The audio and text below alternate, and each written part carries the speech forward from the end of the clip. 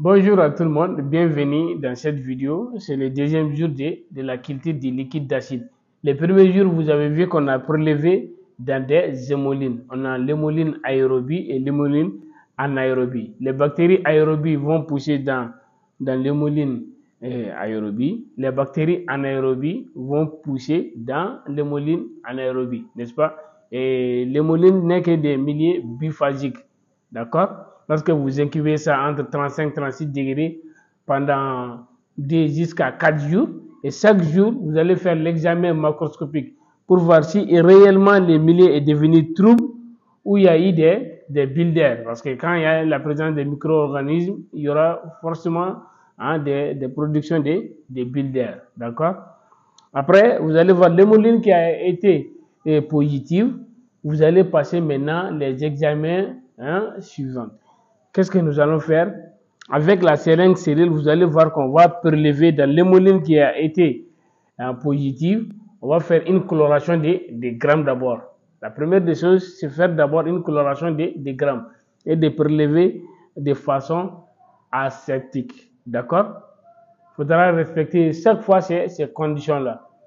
Parce que si vous ne prélevez pas de façon aseptique, vous allez amener des contaminations sur votre milieu de culture. Vous allez nettoyer d'abord toujours les bouchons, les types, très important. Maintenant, avec la seringue, on va aspirer quelques millilitres.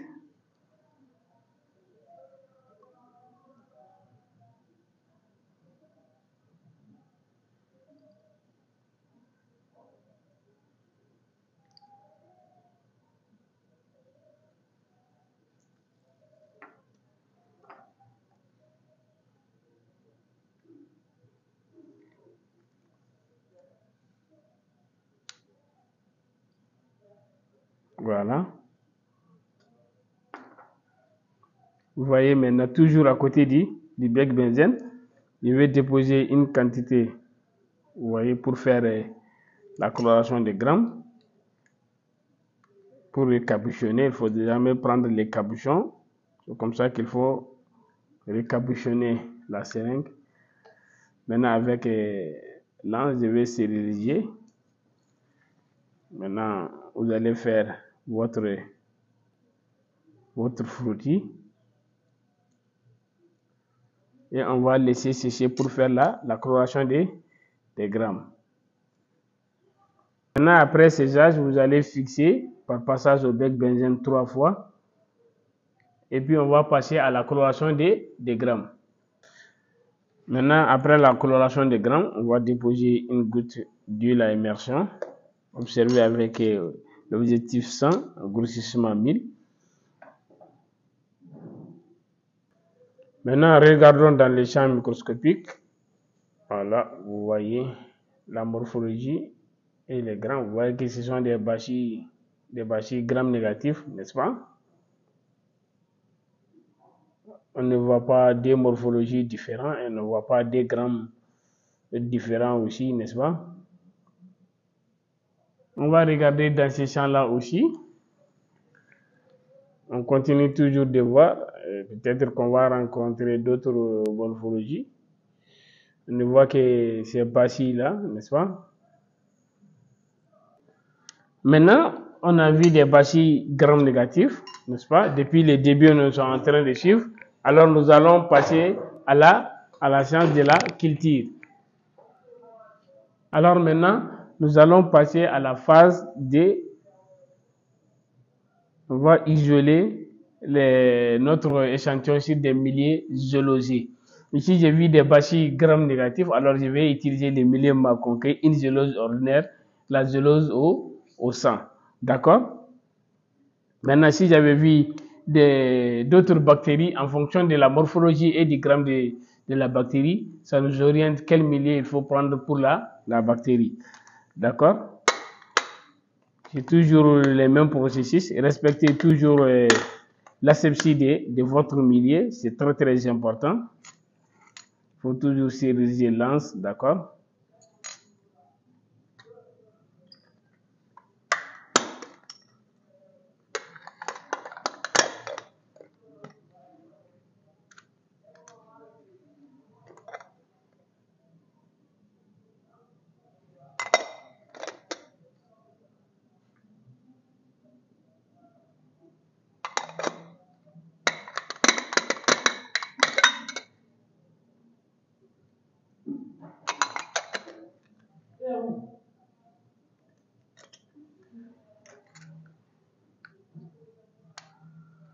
On va stériliser l'anse toujours, n'est-ce pas? Maintenant, on va faire l'ensemencement par striation.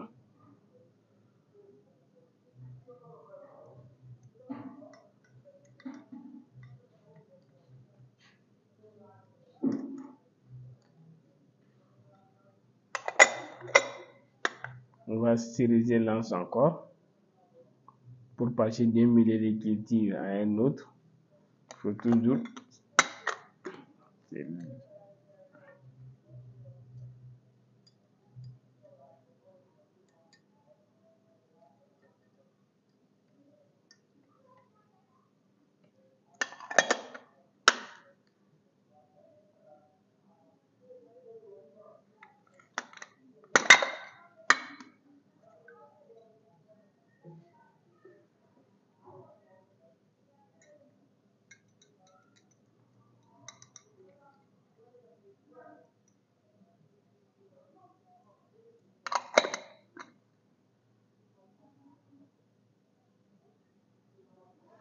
voilà. Maintenant, n'oubliez surtout pas, chaque fois que vous ensemencez, de faire l'identification. Parce que les erreurs d'identification font partie des critères de rejet des échantillons. D'accord? Il faut toujours mettre l'identifiant du patient là et la date.